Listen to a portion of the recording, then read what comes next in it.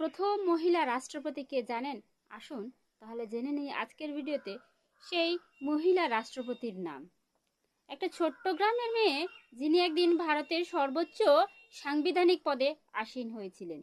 এই গল্প শুধু একজন মানুষের নয়, এটি স্বপ্ন, পরিশ্রম আর আত্মবিশ্বাসের গল্প।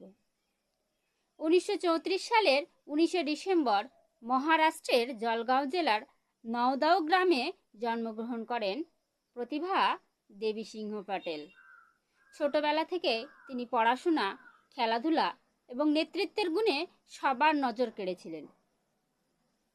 পরে তিনি রাষ্ট্রবিজ্ঞান ও অর্থনীতিতে স্নাতকোত্তর এবং আইন বিষয়ে ডিগ্রি অর্জন করেন। এরপর আইনজীবী হিসেবে তার কর্মজীবন শুরু করেন এবং সমাজের মাধ্যমে মানুষের পাশে দাঁড়ান। মাত্র 27 বছর বয়সে তিনি মহারাষ্ট্র বিধানসভার নির্বাচনে জয়ী হন। এরপর বহু বছর জনসেবার সঙ্গে যুক্ত থেকে বিভিন্ন গুরুত্বপূর্ণ দায়িত্ব পালন করেন।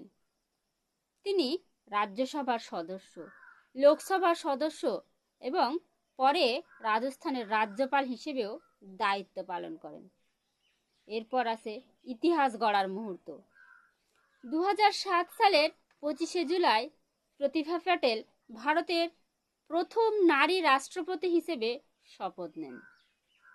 এটি শুধু তার ব্যক্তিগত সাফল্য ছিল না, বরং ভারতের প্রতিটি নারীর জন্য ছিল গর্বের এক ঐতিহাসিক অধ্যায়। তিনি 2012 সাল পর্যন্ত দেশের 12তম রাষ্ট্রপতি হিসেবে দায়িত্ব পালন করেন।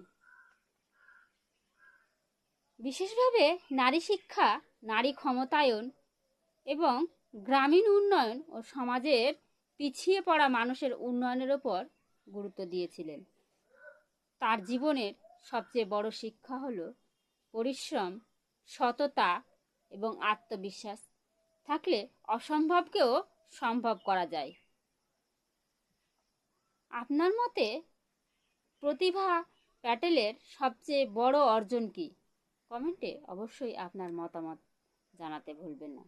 আর এমন অনুপ্রেরণামূলক গল্প পেতে ভিডিওটি লাইক, শেয়ার এবং কমেন্ট ও ফলো করতে ভুলবেন না।